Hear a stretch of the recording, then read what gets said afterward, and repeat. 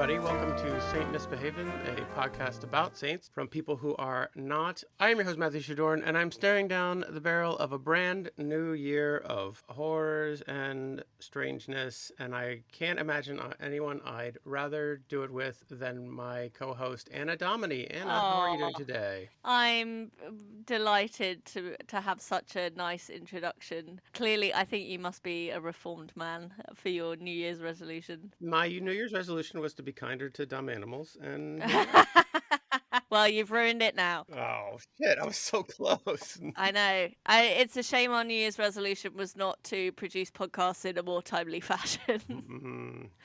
But that's partly my fault. Yeah, I'm not a super morning person, so I'm feeling a bit rough because I travelled back from Liverpool yesterday. So that was a big day because we had a lot to unload from the car. You got so many presents up in Liverpool. Well, got a few presents, but it's mainly like Danny's mum is like, I'm sick of storing all your childhood books and Lego. So we had to take them all back with us as well. And Danny was like, ooh, Legos. Yeah.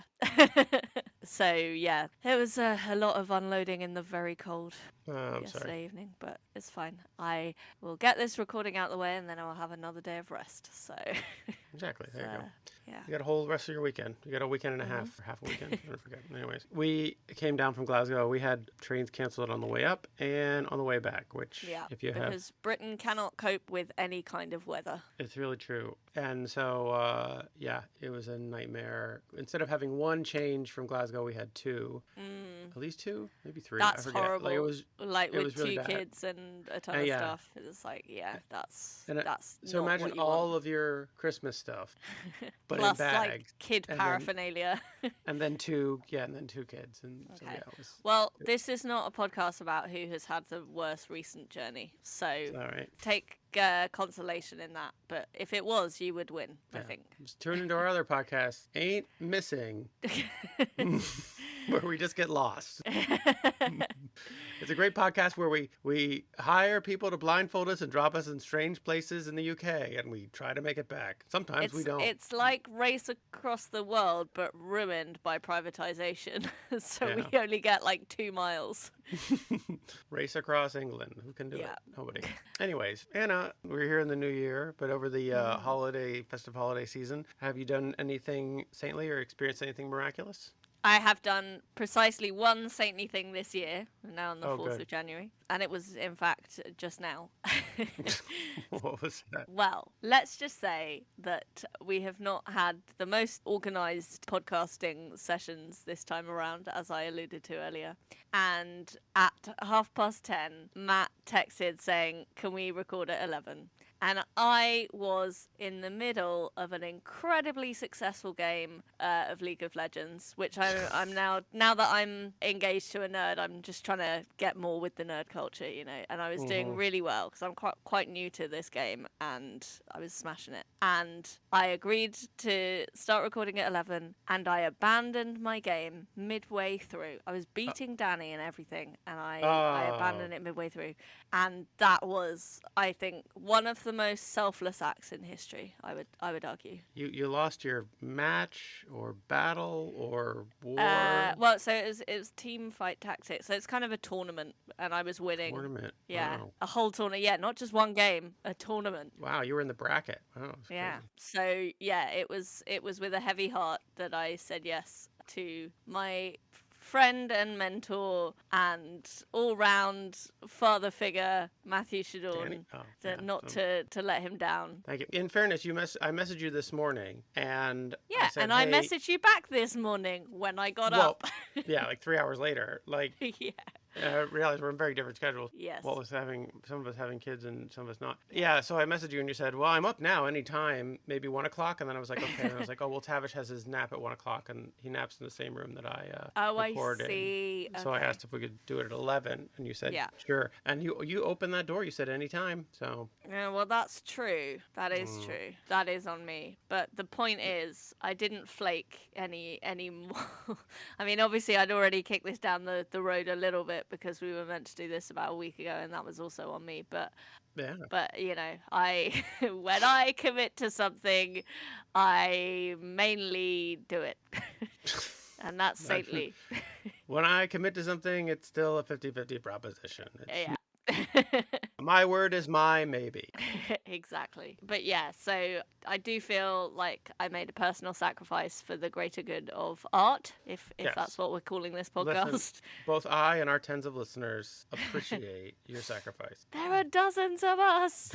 Let's not be hasty. Oh, okay. Which brings me to my thing, which is that I wanted to talk about. Well, I don't know. I had a nice Christmas. I don't know if I experienced anything miraculous. It was full of illness and messed up travel plans and things and cold weather. So you know how on Spotify they send you a Spotify Wrapped Yes. when you listen to Spotify. I don't use Spotify. I use Okay. YouTube Music. They do the same thing. I think they I thought you were going to name drop some like pretentious indie thing. And it's like, no. Still a corporate giant, just a different one. No, I signed up for it was Google Music years ago, and then it turned into YouTube Music. But the reason I've always kept with it is because I was signed up for YouTube Music or Google Music. I got YouTube Premium, so I'd never watch ads on YouTube, which means I watch way too much YouTube. I'm pretty radicalized now into QAnon. Oh my God. That's the problem with not having ads. So the place we used to host our website called Anchor got bought by Spotify. So I get a Spotify Wrapped for the podcast. So I get some end-of-year statistics that I'd like to share with people because I think they're fascinating. And that's why you tuned into this Saint podcast, because you're fucking nerds. So let's listen to some statistics. Okay, what does this have to do with being saintly? I don't know. It's miraculous or something. The miraculous miracle of data. I couldn't think of anything good that had happened. I mean, it sounds like your pilgrimage to Scotland and back was pretty saintly, like an epic tale of overcoming disease and broken trains. But okay, you can do your statistics. It sounds like you're vamping because we don't have very much to say, and actually this month's research I'm really excited about. So I've actually read it in advance. Because I was genuinely preparing to record when I said I would. Okay. But anyway, continue. Well, I was in Glasgow. I had to go to the St. Enoch Mall, which is the bad mall in Glasgow. Oh, okay. Boo. Yeah, it's a shame. Yeah. I don't think I've ever heard of a good Enoch, to be fair. I've never met an Enoch. But you have heard of one. From the St. Mungo episode. Oh, did he St. Mungo's interact mom. with St. Enoch? Yeah. Anyways, all I wanted to say was that this was very strange information. I don't know who's listening to us. Apparently, our most popular country was the United States. We were streamed in 20 countries. The U.S. was the most popular. Our youngest listeners, though, are from the UK. So glad to be out there radicalizing the youth of this country. When you say our youngest, who is our youngest listener? How young are we talking? Well, I think they'd only measure under 18. Okay. Let me see. Where were the stats? That's reassuring that they don't gather too much data on under 18 to 24. Yeah. 15% of our listeners. Our most listeners are 35 to 44. That's 33%. Which makes sense because that's the category that the friend of mine that I know listens and the friend of both of us that I know listen both fall into that category. Yeah. So welcome new to middle-age folks. I'm on the other side of that. It's not so bad. Anna's on the one side of it, and I'm on the other side of it. It's not so bad. I don't know. Everything hurts. Anyways, it was one of the things I found most fascinating about this is that it tells you what other podcasts are most popular with our listeners. Oh. Do you want to guess? Oh, God. Yeah. Please don't tell me Joe Rogan. It's the number one. You're and kidding. I'm just like, who listens to us and Joe Rogan? Please write in. And tell us what it is about. It's weird to learn that I must be like much more centrist than I thought I was. if we're appealing to such a broad spectrum, you know. I don't know. Yeah, I don't know where Rogan lays. I never really listened to it. It's like all his episodes are like 3 hours long, and he talks to the worst people on earth. And to be fair, ours are also quite long. They're like an hour. We try to keep it to an hour. We try. See, number 2 is Last Podcast on the Left, which is a podcast I genuinely really love. So yeah, we're hashtag both sides. Other stuff on here is a podcast called r/, which I'd never heard of. I had to look up. Is that about Reddit? Yeah, it's apparently dramatic readings of Reddit stories. Oh, okay. If you listen to this podcast, apparently you already know about it. And, yeah. Well, I didn't, and I think that would be one that Danny would be interested in. To be fair, he also the rest is to history. So we do listen to the rest is history. So yeah, we do too. I do too. Well, go on, I think I'm gonna stop. I'm way behind on it. I'm way behind on history. I'm just not gonna learn any new ones. Yeah, and then off menu with James. I mean, some of these are the most popular podcasts in the world, so it's like not surprising that they show up on our list, I guess. Yeah. It's like the opposite of niche, Yeah, so which we're is good. mainstream, baby. Yeah, Woo! hitting the big Check time. us out. It's good to know that people who listen to us also listen to other podcasts as well, because like if we were the only one, then people might think that we were the best podcast that they'd listen to, and like they would have a false sort of barometer for measuring how good we are, you know? Now that they listen to other podcasts, they know for a fact that we're the best podcast that they listen to. So I that's mean, of good. course, but So now they have their priors reinforced. So yeah, it's true. I think we're kind of similar to the rest is history in a way, but like obviously less factual. But they do have fun with it.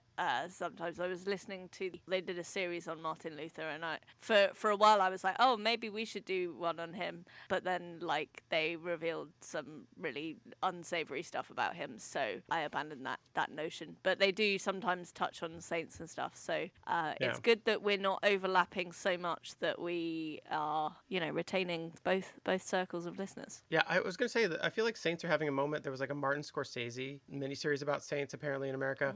Last Podcast on the Left, which is a podcast I really like, they did a couple episodes on saints, and they mentioned some of the saints that we've mentioned before. And then like I was watching a video by ContraPoints. Do you know ContraPoints? Yeah, it's part of, if you don't know, it's this lady who talks about philosophy and stuff. It's part of my favorite genre of YouTube, which is queer ladies tell me things, and it's great. But she mentioned a saint that we brought, Saint Bridget, and basically dragged us, but because of our take on Saint Bridget, which she said was very basic. Wait, what? She didn't mention us by name, but she right, mentioned like she's like this. There's this story of Saint Bridget and her. Oh no, it wasn't Saint Bridget. It was Saint Teresa of Avila. And we were making fun of her obvious sexual attraction to Jesus, and she basically said that this is a very basic take on this, and I was like, well, drag us, ContraPoints. Thanks for nothing. I mean, I wish that ContraPoints had mentioned us by name, because then everyone would be like, oh, I've got to find out how basic these bitches are, and then the joke would be on them, because we would have more listeners. But if ContraPoints, if you want to check us out, if you want to be a guest, just hit us up. Yeah. Come and Big fans.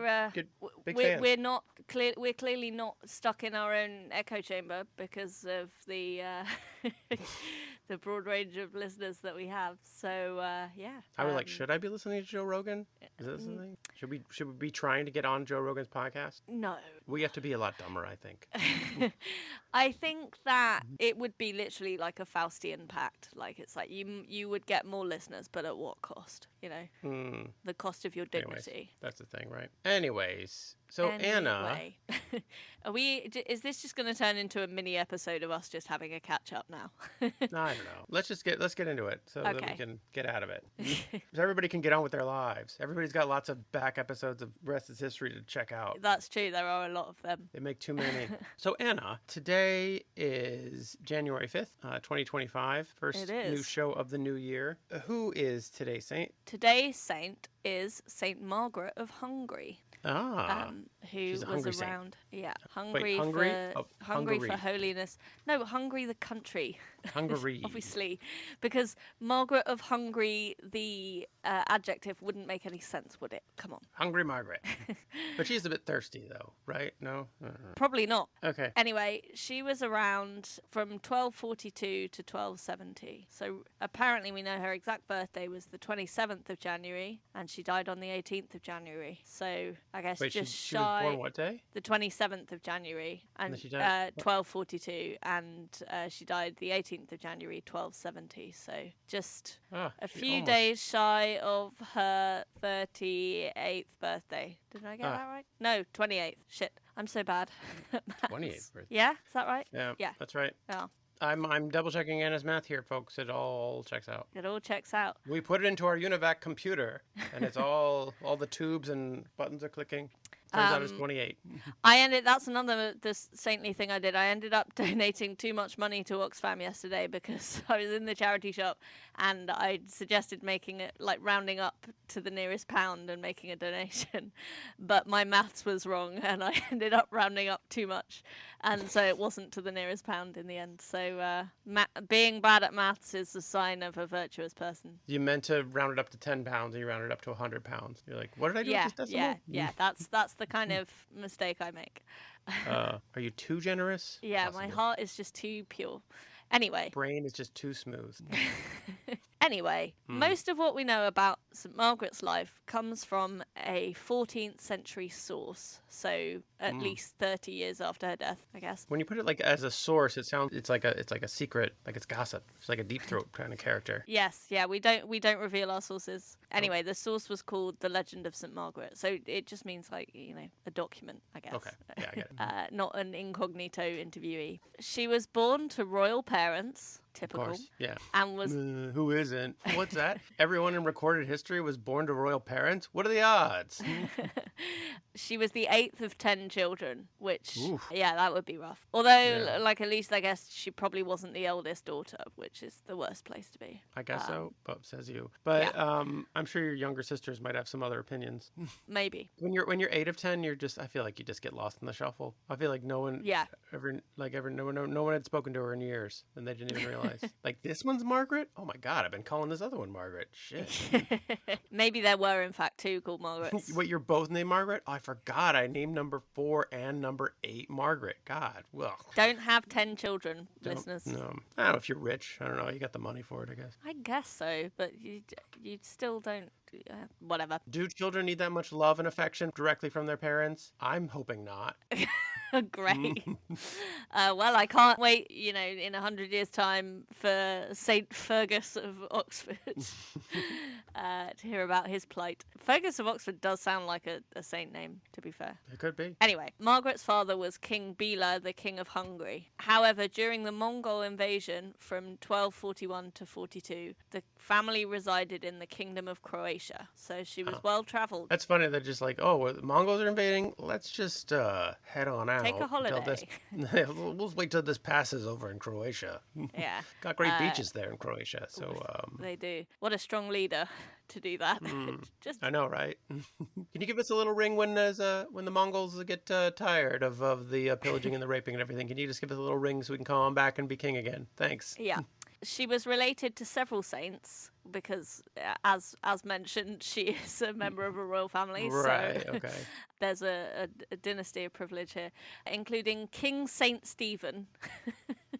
I feel like that they put the king before the saint. Yeah. Is the telling thing there. Yeah, interesting priorities. Yeah. St. Hedwig and St. Elizabeth of Hungary, who I guess she was probably related to quite closely. A sister? Maybe.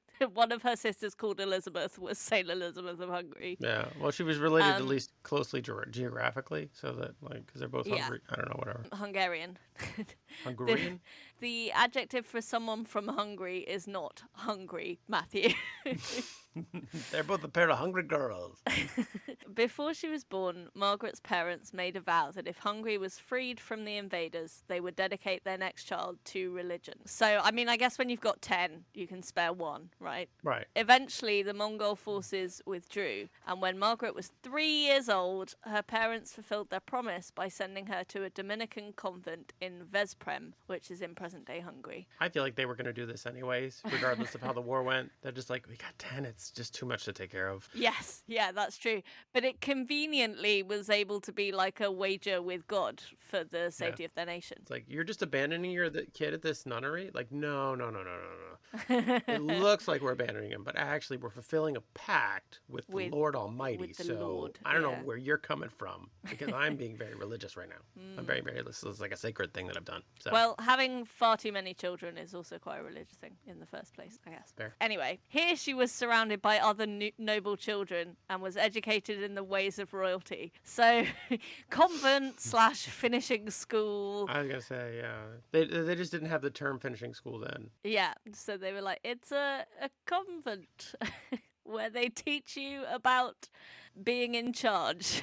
Right. So it's not one of those wearing itchy shirts and eating gruel all day kind of convents. More of a wearing frilly outfits and and bonnets. Fancy cakes and things. Yeah. It's all cakes and bonnets at this convent. Oh, that was the school motto. Cacus et bonnetum. Well, there we go. Before long, Margaret decided that she wanted to take the religious habit and was allowed to receive it at the age of 4, which is... Great time to make life decisions. Yeah.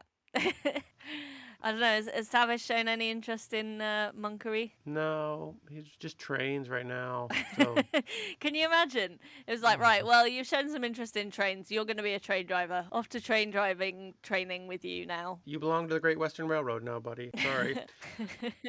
And you only got 2. You have no excuse to pack one off so early. But I mean, this is kind of the age at which, great athletes start training, potentially. Okay. Or great, if you were a great dancer or singer or something, I don't know. Like there are certain professions for whom, So you're an indoctrination apologist then? I don't know. All I'm saying is the Olympics is fun to watch, so I don't really want to know how the sausage is made. I see. Okay. Well. Or how the sausage is molested often. That's Oh dear. yeah. Well, you're about to hear how this sausage was made. Great. The sausage of a saint. Great segue. Great. Love it. I was trying to just bring it back on track. Sorry. According to her hagiography, Margaret embraced an ascetic lifestyle from early childhood. Yeah. So your prediction about hair shirts and such was a bit off. She wore an iron girdle, Oof. a hair shirt. Wait. Not just a girdle, which is already constricting and uncomfortable. It's an iron girdle. So it's like, not only is it holy, it does a great little number for the figure, too. So it's a little... So in keeping with the finishing school / convent, you think this is consistent? Yeah. No, Okay. I think, well, yeah. It's a little something for heaven and a little something for earth. You know what I'm saying? Hey. Oh my god. That is so great that this 4-year-old has an hourglass figure, Oh my and that's what's really important. Oh my god. Now I'm starting to see how we get right-wing listeners. Is this it? I thought you were the problem. Honestly, I was like, this is Anna's influence that's pushing these people to Joe Rogan. Clearly not. Clearly they're like, this kind of creepy older guy, he sounds like he's got some important things to say. Where can I find more creepy older guys? We're on the list of podcasts for creeps by creeps. Oh, well. What do you think the misbehaving is about? Hey. Yeah, no. Anyway, so I can't believe you got that much out of Iron Girdle. I'm impressed. Sorry. In a way, just- but also horrified. I mean, just like, that's a horrible sounding piece of garment. Like, that's... Makes a hair shirt sound wimpy. I know. I'll put on 10 hair shirts before I put on an iron girdle. That's... Oh my gosh. Well, she did also wear a hair shirt, so I don't know if that would be under the girdle or over it. What's like the opposite of gilding the lily? Like, like pissing on the shit? Like... Yeah. But how adorable in age 4. I guess. A tiny little hair shirt. Oh, it's probably like the sleeves flopping around. Doesn't quite fit. You're like, you'll grow into it. It's fine. As long as you stop wearing the girdle, because the girdle will constrict your growth of your ribs. Yeah, from the age of 4. And shoes spiked with nails. Oh my God. Yeah. See, it's one thing too many. Yeah. And honestly, I think it's the hair shirt. The hair shirt seems like at the point where you're wearing an iron You're garment. like, I can accept the iron girdle, but I cross the line at shoe spiked with nails. Draw the line at shoe spiked with nails. There's a certain logical consistency to iron girdle and shoes spiked with nails. But then she was like, and you're adding a hair shirt onto it? It's like, why? Why? Just, when you get into a new thing, when you're really young, you want all the merch, right? Yeah, I guess so. She would keep night vigils and regularly fasted. I mean, is this saintly or is she just still quite a difficult toddler? Sounds, just a fussy eater, you think? Yeah, fussy eater keeps everyone up at night. Adults around her should be like, you should really be eating. You're a growing girl. Yeah, Except for the parts, and you're also a bleeding girl because of the nails in your shoe, and you really do need more iron. Just to replace what you're losing. The nuns are kind of failing in their duty of care. When they said she needed more iron, she's like, well, I am wearing an iron girdle. Like, that's not... She would gladly perform the most menial tasks in the convent, like cleaning the latrines. Okay. So you have to be like, it's like, I don't really like how little she's eating or the things that she's wearing, but God, she's keeping the place really clean. So let's just not rock the boat. She memorized the divine office from a very young age, and she would recite it to herself throughout the day. So, which I think sounds like she's like just trying to distract herself from the toilets. Like, we believe in the Father and the Son and the Holy Spirit.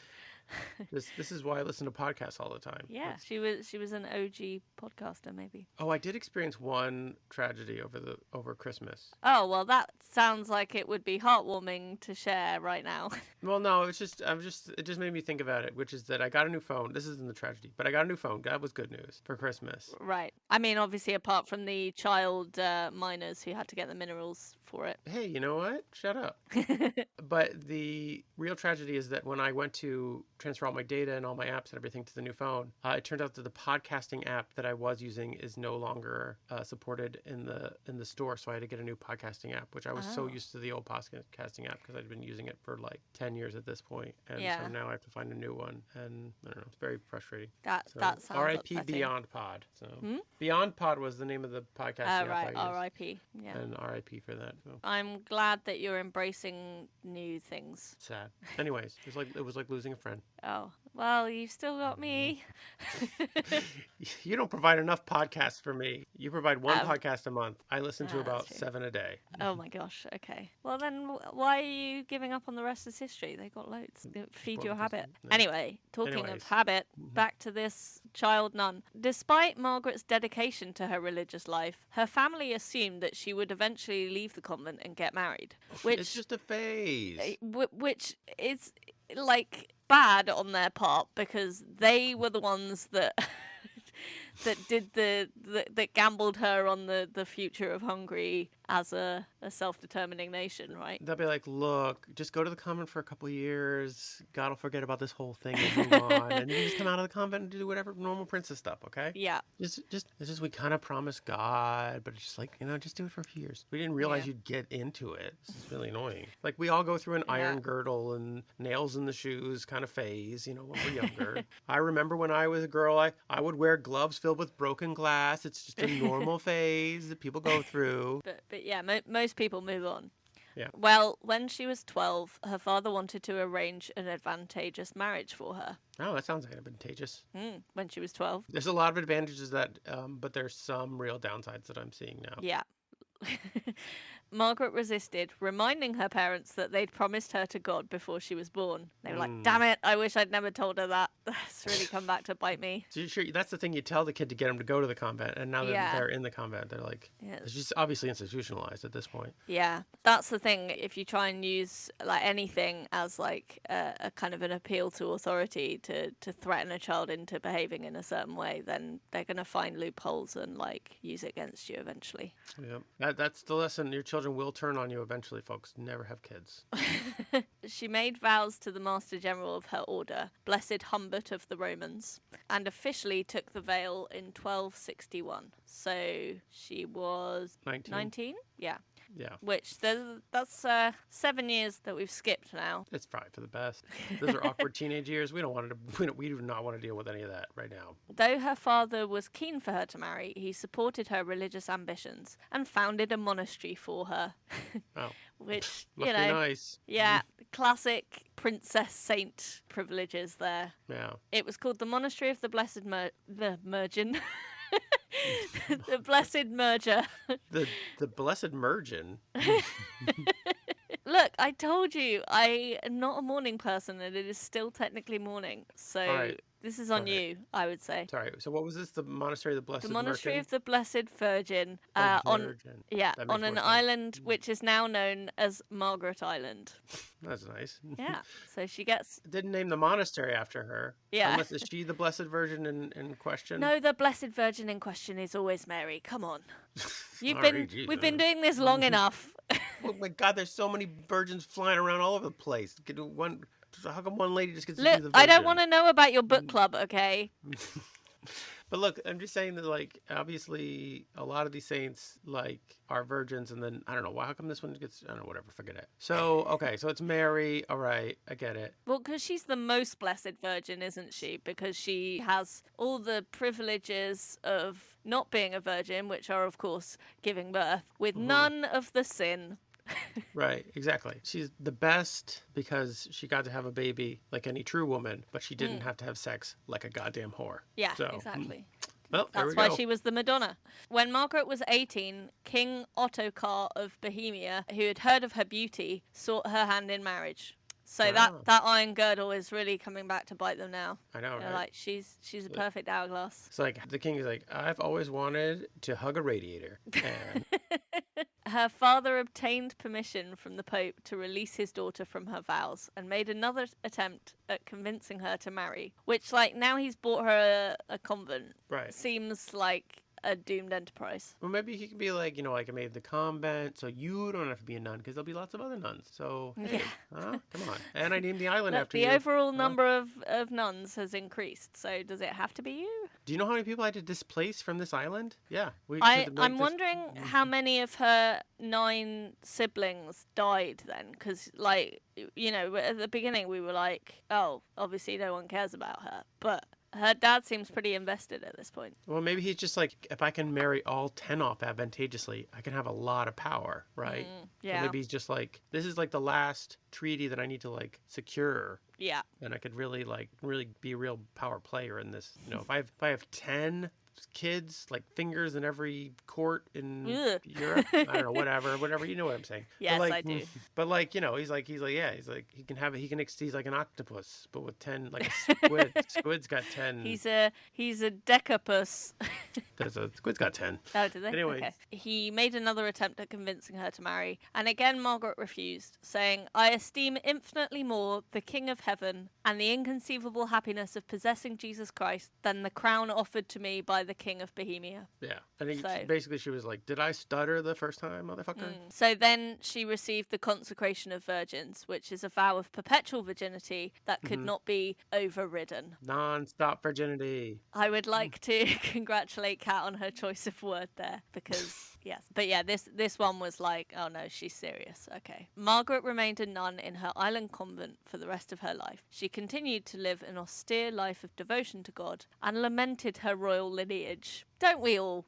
Oh, yes. It's so sad, all the money that she had to take to make this convent that she now lives in on this nice little idyllic island. Yeah. Oh, what a shame. If only she didn't have to deal with that. Yeah. Look, just because you have privilege doesn't mean you don't suffer, okay? She's such a poor little rich kid. Yeah. She continued to live an austere life of devotion. Oh, I just said that, sorry. Indeed. She never wished to see or speak to her parents and complained that it was a great misfortune not to have been born to a poorer family. Yeah, I hate you. I never want to see you again. I will expect a check on the 1st of every month. Well, to be fair, if her parents sent her gifts, she'd give them straight to the poor. And she slept on a coarse animal skin on the bare floor with a stone for a pillow, according to one And a bear source. for the floor? That sounds terrible. The spikiest floor of all. So dangerous. Yeah. So several accounts said she had a stone pillow, but in her canonization investigations, it said that she slept on a small feather pillow. So, she was actually a fucking lightweight. Yeah, it's like potentially. We did some deep investigating. We found out she had a tiny pillow. What? What? Is she even a saint now? I mean, I'm just like, now I feel like it's all been bullshit. I'm sorry to disillusion you. She refused nice clothes, saying that she would prefer the smell of sanctity when dead to smelling sweet while she was alive. That's a good excuse. I don't know. I think people would be like, we would prefer if you smelled sweet while you're alive, because I think you'd persuade a lot more people to love Jesus if you weren't quite so gross. Yeah. She was particularly devoted to the Virgin Mary, guess kindred spirits. Right. And on the eve of her feasts would say 1,000 Hail Marys. Oof, too many. Yeah. How do you even, you have to have like somebody spotting you for that, just like to keep in count. Somebody's there with a little chalkboard. But also like the words would start to sound so strange after that point, you know? Yeah, you'd be like, full of grace. Yeah. Full of grace? Full of love. Yeah, you ever notice how weird that sounds? Like you say, full of, she's like, full of grace. Blah. Ugh. Sounds weird now that I've said it 1,000 times. That would make a shit podcast. Yeah. As a nun, she was unable to make long pilgrimages. Instead, with all the nails in her shoes? Yeah, nails in her shoes. I think basically only monks are allowed to go on pilgrimages, maybe, at this time. Boo, sexism. But she found a way around it because she would go on the journey in spirit by counting the number of miles from where she was to the Holy Land or Rome, or say an Ave Maria for each mile. Okay. So, guys, if you can't afford to go on holiday, why don't you just count the miles. just count? Yeah. And then if you pretend that the miles are sheep, then you'll fall asleep and you can go wherever you like in your dreams. Like, this is a great plan for 2025, where Everything I read is going to several be reports terrible. that said cost of living or standard of living is going to be going down. So why don't we just count miles to places we can't afford to go until we fall asleep, and then we can just wake up the next day, just like the next year. We'll just pass the time. We're just passing Yeah. time, guys. To what end? Who knows? Who knows? Till new Amen to podcasts that. come out. She also experienced prophetic visions and was frequently in a state of ecstasy. So this Hey. counting, it could be helpful. Okay.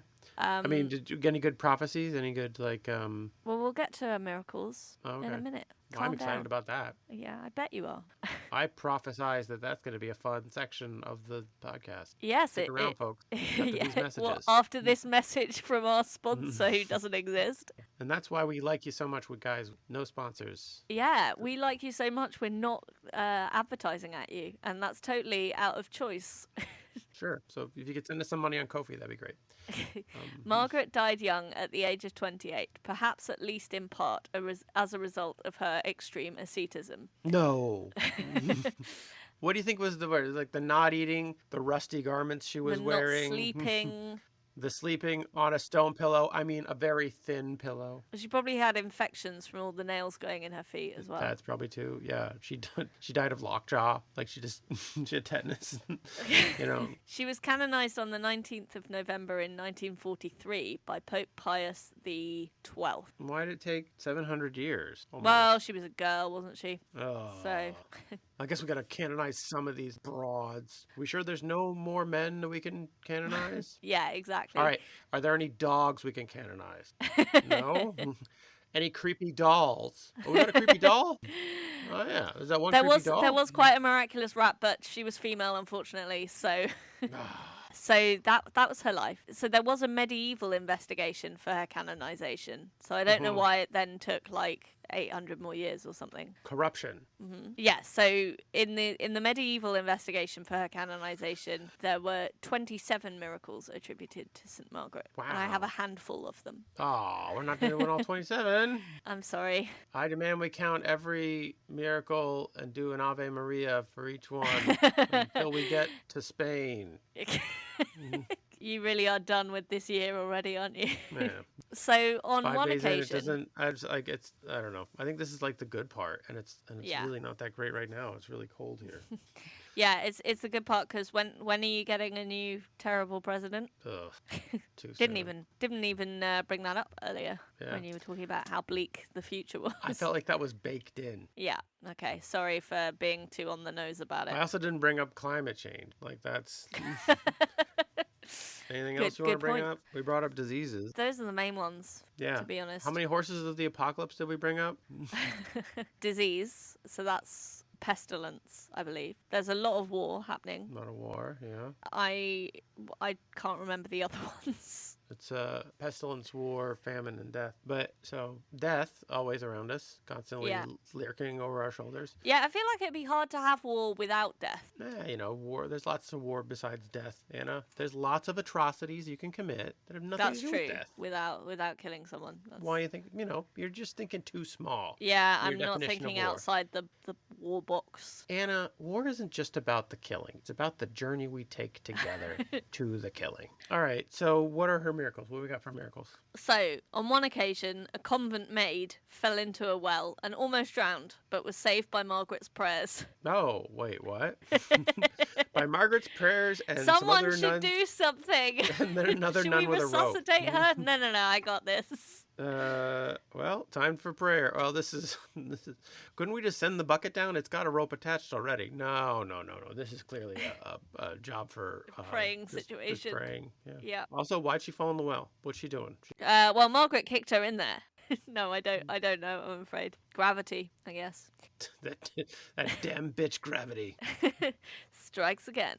No. One day, two Dominican brothers visited the monastery at Vesprem, and Margaret did not want them to leave. Don't know why. They were just like good conversationalists. It's just like you're the two most interesting people I've that have ever been met. here in a long Yeah. time. They're Yeah. dull. There's everybody. I can't talk to anybody around here. They're so like dull and stupid. One of them fell down a well the other day. Like just fucking fell. Like where the well? Why? There's a wall around the. Why? How did she even? I don't even know. So And I dumb. guess, like, if they're traveling around as well, she'd be like, I have so many questions for you. Like, how many Ave Marias did it take you to get to France? Yeah. Wow, that's a lot of Ave Marias to Paris. Yeah, Oh, just like two guys talking about their gap year, and she was just enthralled. They told her that they couldn't stay, and Margaret said, I shall ask God to make it rain so hard that you can't leave. And they replied, no rain would stop us, because I guess they're finding her a bit intense at this point. Like, that's a funny thing to say, but I'm pretty sure there's no rain that could get our stuff. There's no rain that's gonna grab the bag, gonna stop us. No way.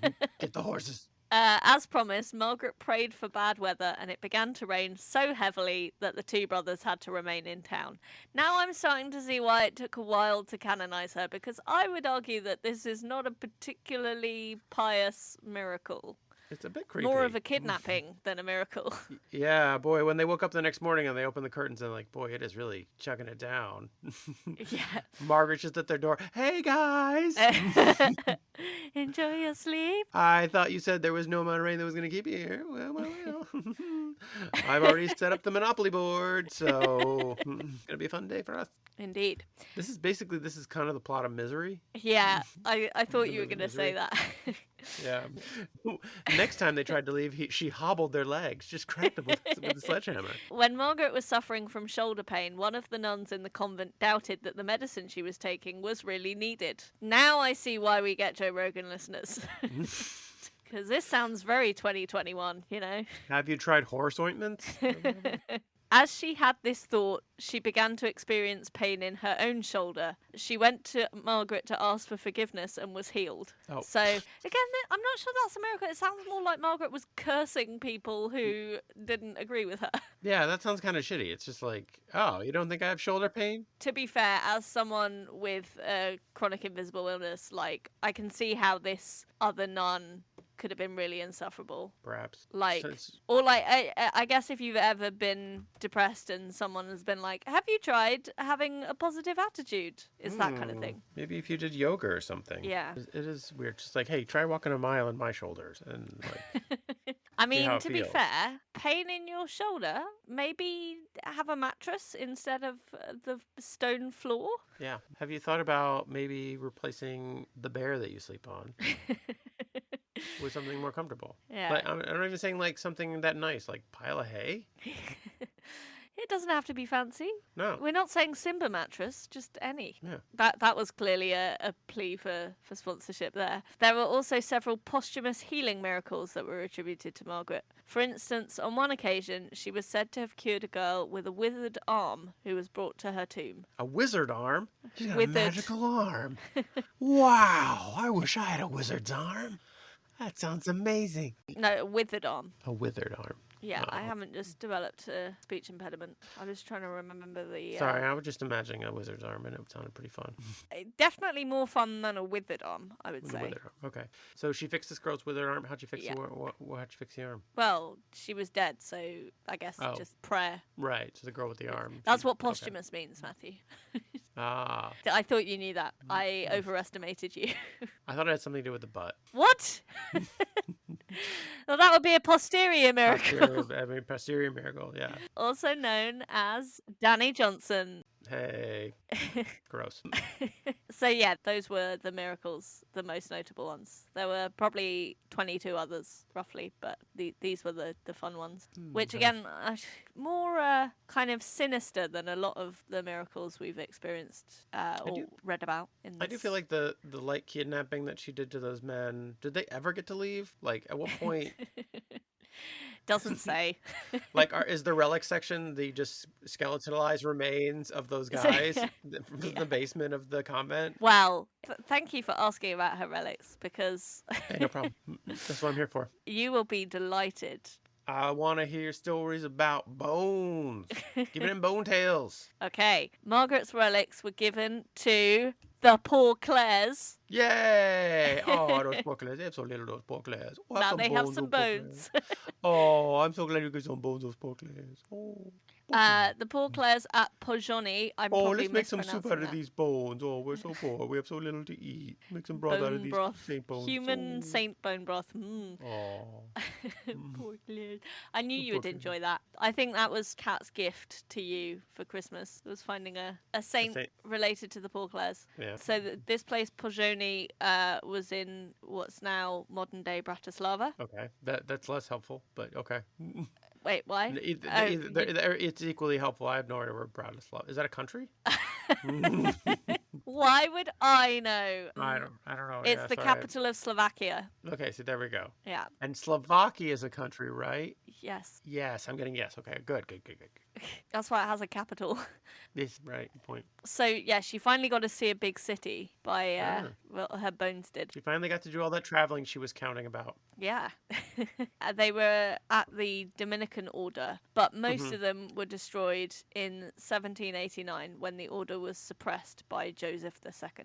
Ah, So shit. I don't know if you could now count the number of miles to her relics. But so there's still a few bones left. Maybe Some little bones. some tiny deformed girdle bones. Those poor Clares.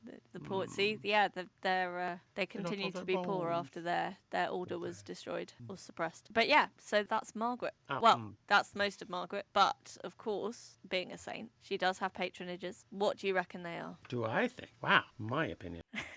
Is she the patron saint of too many kids? Having too many kids? Well, it would be too many siblings, wouldn't it? Yeah. Well, yeah. Or like your parents having, I guess, yeah. Yeah. Either. I mean, we're talking about Catholics here. There's probably more. I mean, didn't we already do a saint that was like one of 14 at one point? I don't know. That rings I think a we did bell. one of wasn't there one of 60 or something? Like there was one who had an insane range of siblings of like 12 to 60. And I forget who that was. Yes, yeah, I remember that vaguely as well. If you know who we're talking about and you've listened to our back catalogue recently, we'd love to hear from you. Yep. Is she the patron saint of iron garments? It's not on her list. Or any kind of metal garments? No. You know, just like got metal shoes. She really does deserve some credit for that because, like, you know, we were impressed by her shirt initially, and she's just gone so much further. She's really changing the game. She's such an innovator here. She's, Like, all right. as some of our more entrepreneurial fans, like deluded dude bros, would say, she was disrupting the convent industry with Yeah, that's her right. She's with her innovations. the aesthetic garment industry, just like Yeah. totally. She's like generations ahead. It's crazy. Is she? Well, she was already doing the CEO thing of like getting 2 hours sleep or whatever. Yeah, that's what really helps you make really great decisions is lack of sleep. Is she the patron saint of blessed mergens? Or just regular mergens, I guess. Wow. I don't think you really thought that was a patronage, Matthew. I think you just want to mock me. What? I would never mock you, Anna. That's such a wow. That's crazy. I'm starting to suspect you're not taking this exercise seriously. I'm absolutely look. All right, here's okay. How about wizard arms? Is that? patron Oh, saint of okay. wizard Well, arms? now I'm convinced you're taking this seriously. Thank you for that. All right. Wait. How about this? How about is she the patron saint of poor little rich kids? Do they need a patron saint, really? Kids are like, yes. My dad bought me an apartment, but I really, hate it. just hate it. Yeah. I wish I didn't have to take this apartment, but it was such a nice gift. Yeah, it's like really, should she be the patron saint of like accidental landlords? Yeah. People are like, oh, I didn't want to be a landlord, but I inherited this property, and it's such a faff to sell. Yeah. And finally, is she the patron saint of kidnappers? She really should It's be. like if you need to hold somebody against their will, you know, just because they're real fun to be around. There's Yeah. no crime in that. It's also good because it's, I would say, quite a male-dominated industry, kidnapping. She's being a female pioneer in that. I know, right? This is so great. This is such a great blow for feminism. Or Yeah. not Coup blow, for but like feminism. Coup for feminism. That's the word I was saying. Yeah, look at this. It's like that great reductrist article. It's like, win for feminism. This private prison is woman owned. Yeah, yeah. You know, All that kind of that thing. girl boss capitalism. Exactly. Wait, yeah, you know what I mean. I know what you mean. Anyway, she wasn't just disrupting the convent industry, she was breaking the glass ceiling of kidnapping ranks. Yeah, you could be it'd be one of those things where it's just like, let me tell you about this kidnapper. And it's like, I don't want to hear about another dude who just kidnapped A me. straight white man. Excuse me. I'll tell you. Her name was Margaret. Whoa! Did I just Whoa. blow your mind? You Yeah, did. women can be kidnappers too. Sexist. That's what Emmeline Pankhurst died for. Yeah. Mary Wollstonecraft is saluting her in heaven. Anyways, the who? What? Is that the two feminists you know? I don't know. So surprisingly, none of those are on the list. All right. What was her patronage? What are her She patronages? did only. Well, no, she did only have one. It turns out, Is weirdly. it St. Margaret Island in Yeah, a very tiny specific location in Hungary.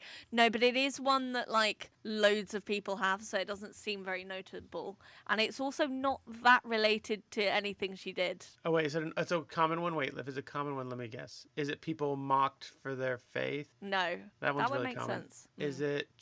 I don't know. What is it? It's against flooding, which, given the kidnapping story, doesn't really make sense. But I think like living on an island, like probably flowing the flooding, You and wouldn't. then also yeah, but she prayed for heavy rain. right, which she probably regretted very quickly being on an island, and like Oh, right, and that's how she became the saint against flooding. And when everybody in the comments, like in the highest tower, just kind of crammed together, she's like, "Well, at least our friends are still here, huh?" The real flood defenses are the friends we made along the way. Yeah, I mean, I could see like flooding being an issue for somebody who spent their entire life on an island. Yeah. Well, it depends But, how like- big the island is. Yeah, But that's like, I guess if her dad bought it even before like modern billionaires, it was probably fairly small. You're true. probably Wait, is right. Margaret Island in Hungary a place still? Yes. I think so.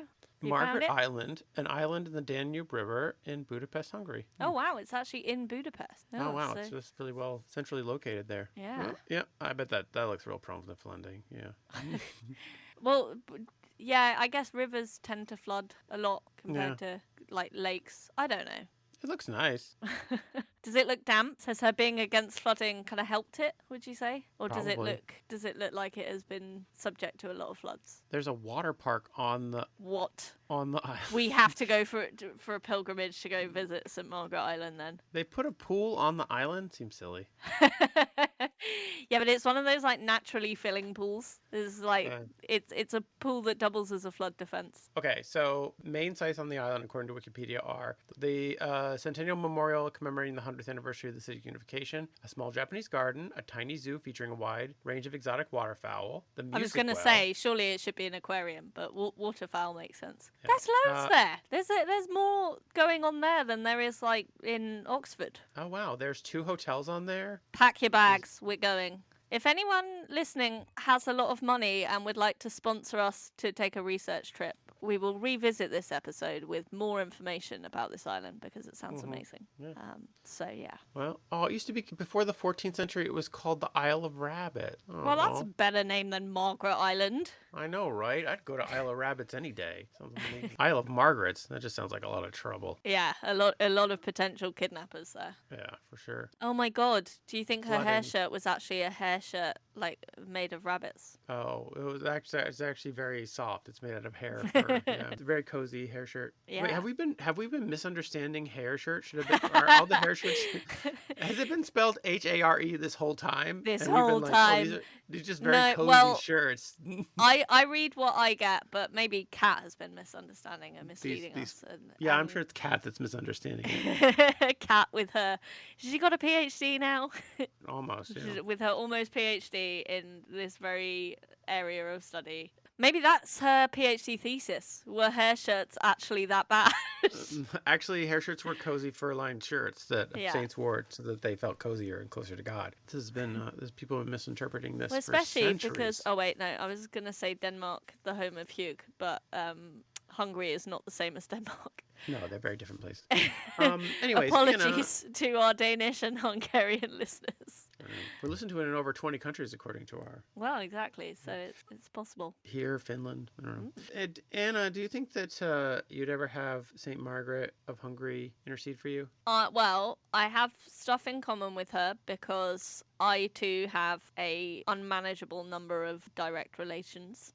Mm-hmm. And when I was a kid, I did think boarding school sounded fun. I'm glad I didn't go because I think I would have been even more psychologically damaged than I am. As I said, I did think her response to someone belittling her chronic illness was kind of iconic. Yeah. And so if the next time someone tells me to try yoga, maybe I'll give Margaret a shout. And give them the evil eye like Margaret did. Get struck down. Yeah. Yeah, curse them. But in terms of like becoming a more saintly person, I'm not sure she's a great role model. I mean, I think that like if I had somebody in my house that I didn't want to leave, but that's usually not the case. Usually when people are in my house, I'm like, well, the old clock on the wall says about that time. I feel like as a pair of introverts, we're not going to relate to Margaret that hard. Yeah, usually company coming is just like, it's like actually, you should probably head on out. The real miracle is that me and you ever see each other in person. We don't. Like, we've been trying to get together for like over a month now. I still have your Christmas. Aw, I should go and get you one. That's fine. You're not going to like it, so. Oh, great. And you wonder why you don't have any friends. It's a punch in the fucking nose. It's a hair shirt and not the cozy kind. Yeah. What about you? I mean, flooding, always good to be wary of flooding. Yeah. We're just outside of the flood zone where I live. Yeah, that's lucky. Oxford is very prone to flooding. Well, it's like it's surrounded by so many rivers that it's technically an island, apparently. Yeah, that's true. So. But it's also just like full of like marshy, low-lying areas that are just like that. I don't know. It's a very green city, but mostly because nobody can be bothered to build on like all these floodplains and stuff. So that is a very astute roundup of the NIMBY situation here. Well, that too, yeah. I mean, I don't know. I don't have rich parents. Yeah, I don't have too many siblings. My kids don't have too many siblings. I don't have too many kids. I don't know. Two feels like a lot. Too many sometimes. Kids spoil the broth, as cannibals say. For real. I mean, that is the thing that I'd like to say, since most of our UK listeners are very young. Don't have kids. Okay. Now, the main component of our listenership, the 35 to 44-year-olds, they've probably already made that decision. And maybe they've chosen incorrectly, as I have. No, I don't know. Kids are great. I don't have 10 kids. Jesus Christ. Please don't have 10 kids. That's not good for anybody. Especially the birth giver. Jesus Christ. That is good for anybody. Like not even good for the kids. it's not. But it's not good for the The only person it's good for is the high control religion that you're in. Yeah. That is like asking you to have a lot of kids so you can make more money for that religion. Don't do that. The father who is a king and wants to make smart alliances. Or the weird fucking dude like the Elon Musk types who are just like, I'm gonna impregnate a lot of ladies. Repopulate the earth with white people. With my superior sperm, and it's just like, dude, you just no. Just stop, please. Yeah. Those kinds of weird, insane people who are just like, my sperm is too good to keep locked up. Yeah, horrifying. Anyways. But yeah, that was a weird way to end this. But well, we've come full circle in a way, haven't we? Because we were talking about Joe Rogan earlier, and I feel like he's platformed Musk, must have done, or would at least be a fan. They're probably best buds. They both live in Austin. So. Oh, there you go. Which I hear is a tiny place, so they must bump into each other all the time. Yeah, oh man, they just hang out all the time. That's a nightmare blunt rotation that nobody wants. That's what the kids say these days, right? Anyways, Anna, about 10 years ago. Fuck you. I'm still cool. Sure. I've aged out of our core demo for the podcast. Yeah. Well, Anna, thank you so much for telling me the story of this privileged lady who still took the time to personally kidnap people on her own. She didn't hire people out for that. I mean, I think that's, she's a real... shows real gumption. It's like, not only is she a feminist hero, she's a working class hero, really, because she's doing the work herself. A lot of women with her financial position would have hired people to kidnap people for her. That's true. And she did it herself. That's true. And actually, we have heard of a few monks who had servants in their cells. Exactly. So she's breaking the mold. But no, it's been my pleasure. Have a blessed day. You too. Bye. Bye.